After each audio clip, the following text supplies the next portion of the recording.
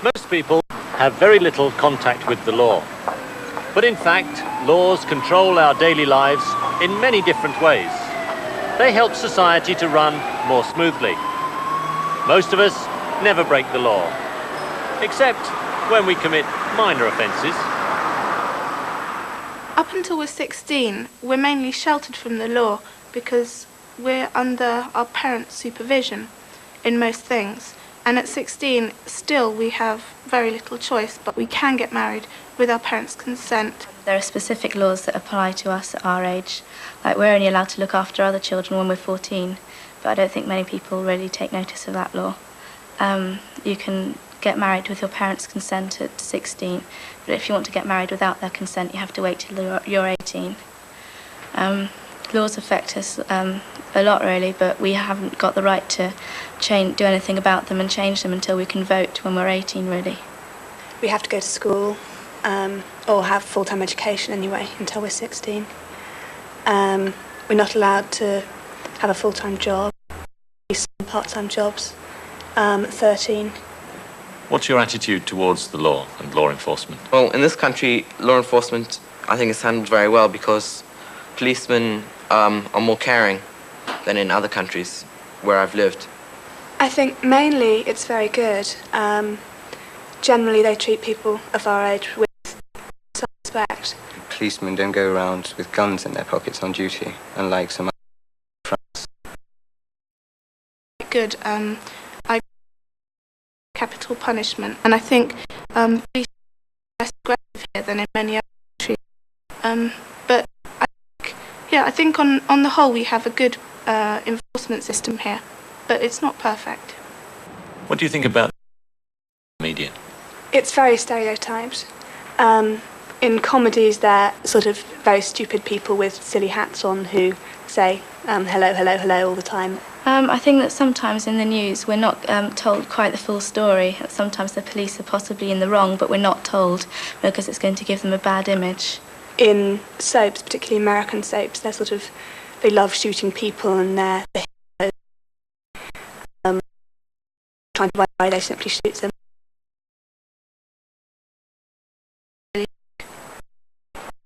Today with police constable. He's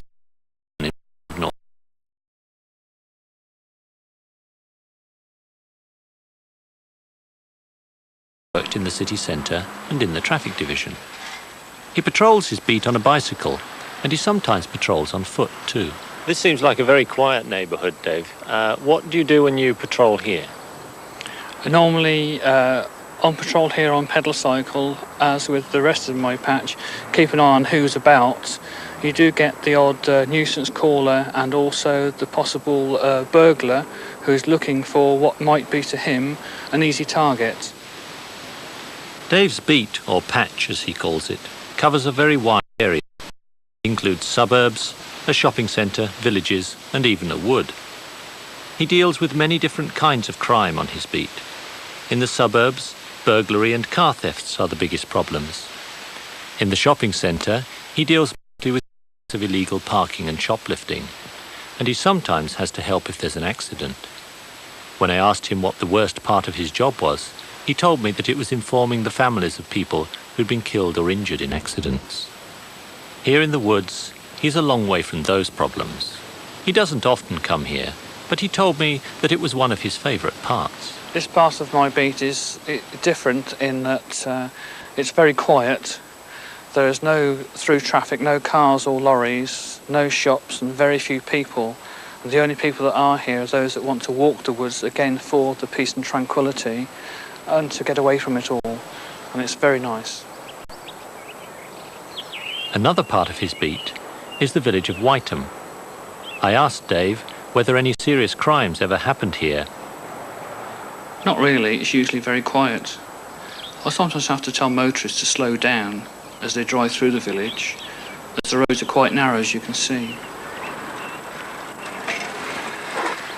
I usually come to the village once every 2 days. Normally I call in at the farm at the end of the village. And I always call in at the post office, as that's the best place to get any local information. Morning, Dave. And a cup of tea as well. Yeah. All right, and you? Not so bad. Kettle on? Yeah, I can put it on. Do you want to hold JR for me? Oh, thank you. How's family? Fine, thank you. How's yours? Oh, keeping well, thanks. What's this place, Dave? This is a large expanse of common land which is known as Port Meadow, and as you can see it spreads right across to Oxford City, and it is used by commoners to graze horses and cattle. In the winter it's normally, as it is now, very quiet apart from the cattle that are on here. Are there any particular problems or crimes that you find here? There's very little crime on the meadow itself. You do, believe it or not, still get the odd occasion of horse rustling. Horse rustling? A very old-fashioned People crime. stealing horses? Yes, or just moving them. Again, people think that the horses aren't being looked after, and in fact they are. But there again, the people owning the animals also govern it and patrol it. And if anything is amiss, they contact me. An important part of Dave's job is to keep in close contact with the communities that he looks after. That's why he travels around on a bicycle and not in a car or on a motorbike. On a bike he can stop and talk to people more easily. And there are some parts of his beat that he couldn't get to by car. There are quite a lot of boats along the canal here, Dave. What kind of people live in them? We've got a complete cross-section of people up here. We've got some young men that live in boats on their own and some boats with families in. They might be people that at the time might be out of work. We have some people that are self-employed and also some people that work within the city of Oxford, but they prefer to live on their own barges, and this is what they do. They live on the canal at Wolvercote and work within the city. Do the boats stay here all the time? A lot of them are here from between 3 to 6 months, and then they might move either because they have a project as a self-employed person, or holidays, of course, they can go off. Dave Simpson doesn't race around as fast, and he never carries a gun. His job is about preventing crimes rather than catching criminals. And his most important weapon is contact with the local people. It may be a long way from the world of the TV cop, but that's the day-to-day reality of being the eyes of the law.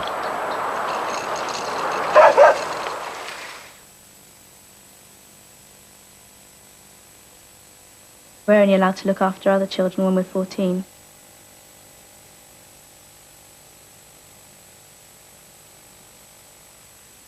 We're not allowed to have a full-time job.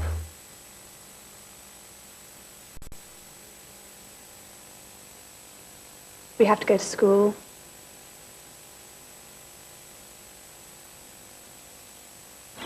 I usually come to the village once every 2 days.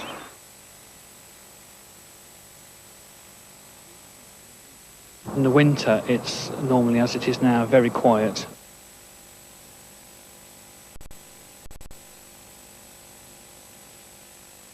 He hasn't always been a local bobby.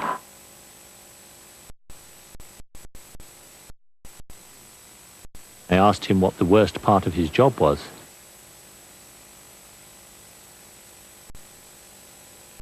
I asked Dave whether any serious crimes ever happened here.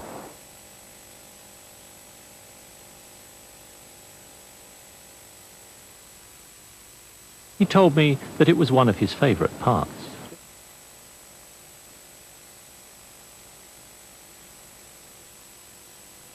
I sometimes have to tell motorists to slow down.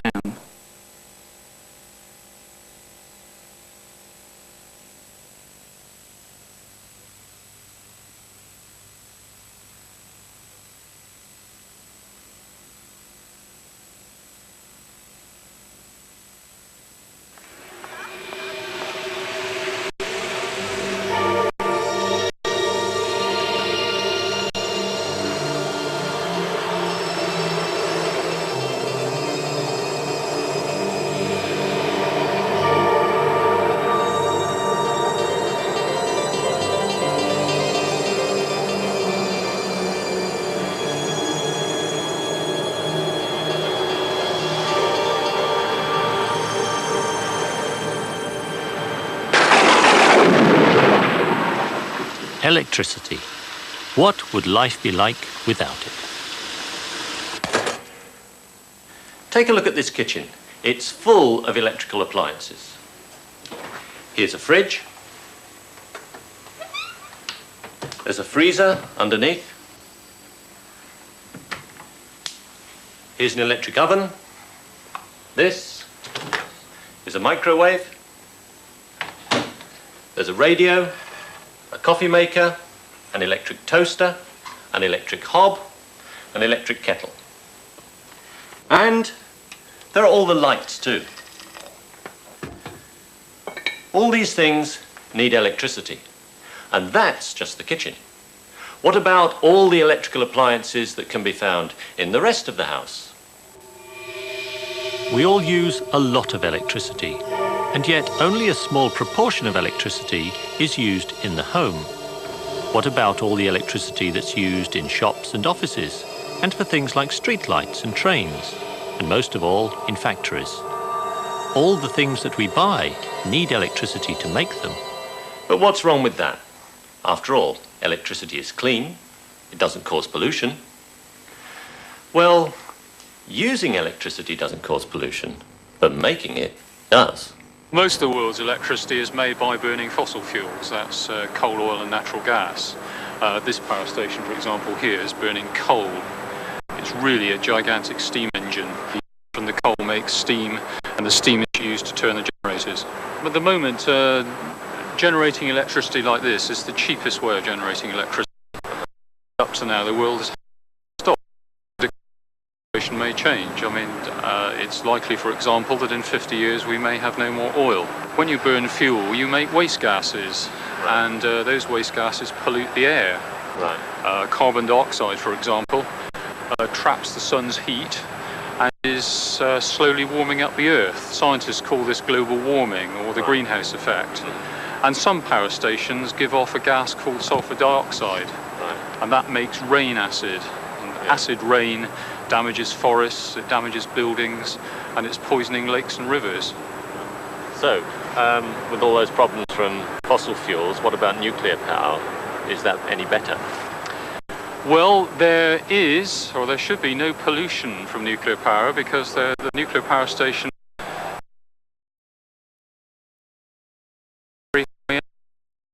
a little big, gives as much energy as all the coal you could put in a great big truck, a great big lorry. So why do some people not like nuclear power? Well, there are two big problems with nuclear power. One is that when the nuclear fuel has lost all its energy, it has to be taken out of the reactor, but it's still last years, so it has to be stored somewhere very, very safe. And of course, you have to build, design, and look after nuclear power stations with extra care, because if you have a disaster, I mean, it really is a disaster. Well, what about hydroelectric power then? Is that better than nuclear power or fossil fuel? Well, it has two big advantages. I mean, there's no fuel to pay for, right. So it may sound as though the energy is free, right. And of course it doesn't cause any pollution. So those are big advantages. So what are the disadvantages? But what are the disadvantages? The energy isn't free because the dams are very, very expensive to build, and of course it involves flooding an area. And that area may be home for plants and animals and humans. Right. And again, the dams have to be built to very, very high standards, because if there's an accident, people's lives could be risked if for example, a dam bursts, Yes, as indeed happened in Italy several years ago. Right, okay. So those are the ways that are used at the moment then, hydroelectric power, nuclear power and fossil fuel. But we hear a lot today about alternative means of energy. Well, one of the most common has been used for centuries to do other jobs, and that's windmills. I mean, they've been used for hundreds of years. But today they can be used for generating electricity. We have solar energy. That means solar cells, for example, which turn the sun's energy into electricity. Rather like the solar cell you get on some small calculators. Or also another way of using solar energy is to use a gigantic mirror and to focus the sun's heat and use it to boil water. Now, presumably the big advantages of those forms is that they don't cause pollution. That's right, yes. And also the energy source is free. That's right, So yes. with those advantages, why don't we use them? Well, one of the problems is actually getting enough energy from them. I mean, if we look at windmills, for example, the wind does not carry much energy, not compared with coal, oil or gas. If we take a power station like this, to get the same energy from a windmill or a site of windmills, you would need hundreds of windmills. And they're expensive to build, and they also happen to be very noisy. Solar power, again, it's very difficult to get large quantities of energy. So what it comes down to is that at the moment, fossil fuels give us plenty of energy, all the energy we want, and the alternatives are often expensive to set up. And although they have no fuel, there's no fuel to pay for. If we go for those, the cost of electricity will probably be more. Electricity can be produced cheaply with nuclear and fossil fuels, but at a cost of polluting the earth and the air that we breathe. There are cleaner alternatives. These would make electricity more expensive. Would you pay more for your electricity if it would reduce pollution? Every choice has its price. Think about that the next time that you switch on a light or play a video. It's difficult to imagine life without electricity. But what price are we prepared to pay for it?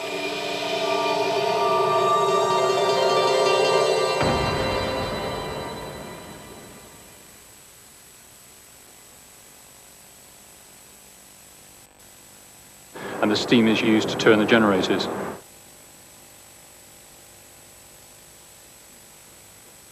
They've been used for hundreds of years.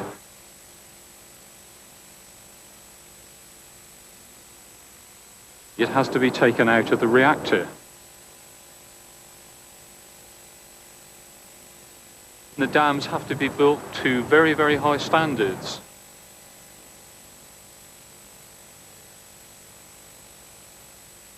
Today they can be used for generating electricity.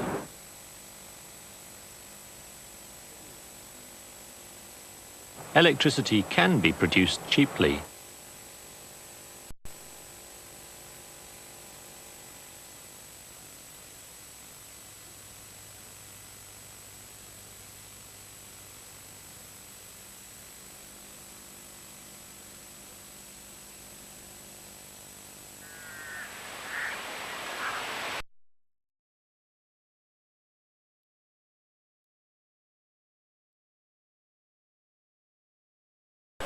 A ruin, but it used to be a very grand house.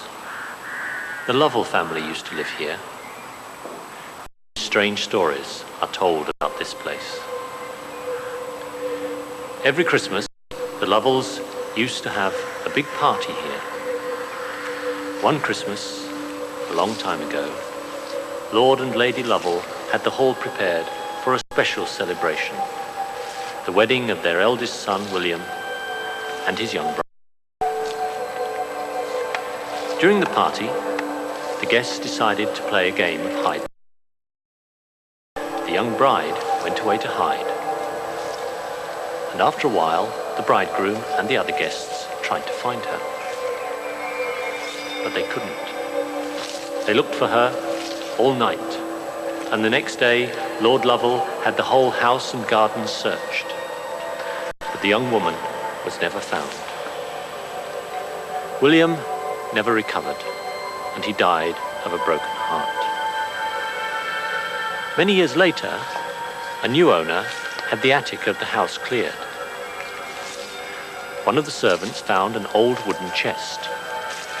When they lifted the heavy lid, inside they found a skeleton. It was wearing a bride's dress.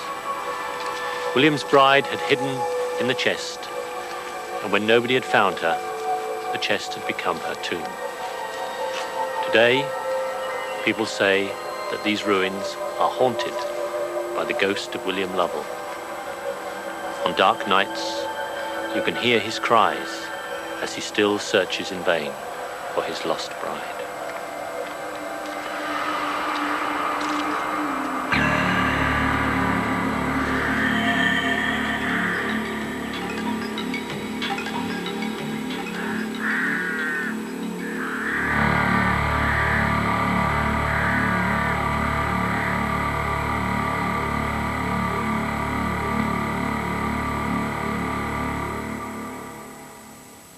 I believe that the girl could have disappeared. I believe that they could have found her skeleton, although it could well have been a hoax. But I don't believe that they heard screams or ghostly wails or anything like that. There's the thing about people hearing the voices, and that I just don't believe that at all. Do you believe in ghosts? It's a difficult question. I'm not really sure. At the moment, no, not really. But I accept other people believe in ghosts, and I think it's possible. I don't believe in anything which can't be explained scientifically and mathematically. Have you ever seen a ghost? When I was about 7, I thought I saw a ghost, but it was actually, I think it was my reflection in the window. I'm not quite sure, but I was very, very scared at the time, because it was midnight and I'd just woken up, so I don't actually believe that it really was a ghost. Can you give any examples of mysteries that can't be explained very easily? Well, the Loch Ness Monster up in Scotland, that's an old legend, I would say, more than a mystery. But nobody knows whether it's there or not, but I don't think it is myself. And also there's the Yeti and Bigfoot in America, and people that all claim to have seen these phenomena, but I don't believe them. Monsters, ghosts, we're all fascinated by mysteries, by the unknown. But the greatest unknown isn't the past or the present, it's the future. We'd all like to know what's going to happen to us in our lives. And we try to find out in lots of different ways. Probably the most popular way of telling the future is horoscopes. There are 12 different birth signs: Aquarius, Pisces, Aries, Taurus, Gemini, Cancer, Leo, Virgo, Libra, Scorpio, Sagittarius, and Capricorn. Your character and your life depend on the position of the stars when you were born.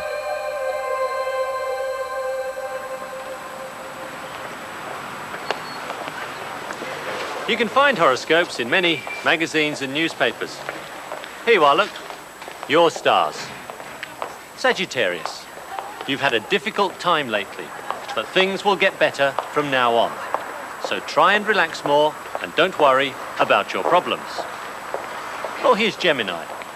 An exciting offer will come your way this week, but you should be careful. Make sure you check all the details before you accept. Well, can we rely on horoscopes? Can we rely on the horoscopes we find in newspapers? No, not really. They are based on fairly sound principles, but there's no way that anybody could predict with accuracy for a whole 1/12 of the population at once. So what can we learn from astrology? Well, astrology, as done for one single individual, rather than a sun sign, becomes much, much more interesting. It shows us how that person's character really manifests. It shows us something about the childhood, the way that they learn, the way that they have relationships, the way that they are competitive, and all of these are shown by the planets in the signs. How does astrology work? Astrology, really, when you draw up somebody's chart, is like stopping the hands of a clock. It shows you the positions of the planets for the moment in time and also space when you were born. And so as you draw the chart up, you have 11 planets, which can be in any one of 12 signs and any one of 12 houses. And they are very specific to the time and the place that you were born. The planet itself is like an actor within us. And so Mercury, for example, is our mind and the way that we communicate.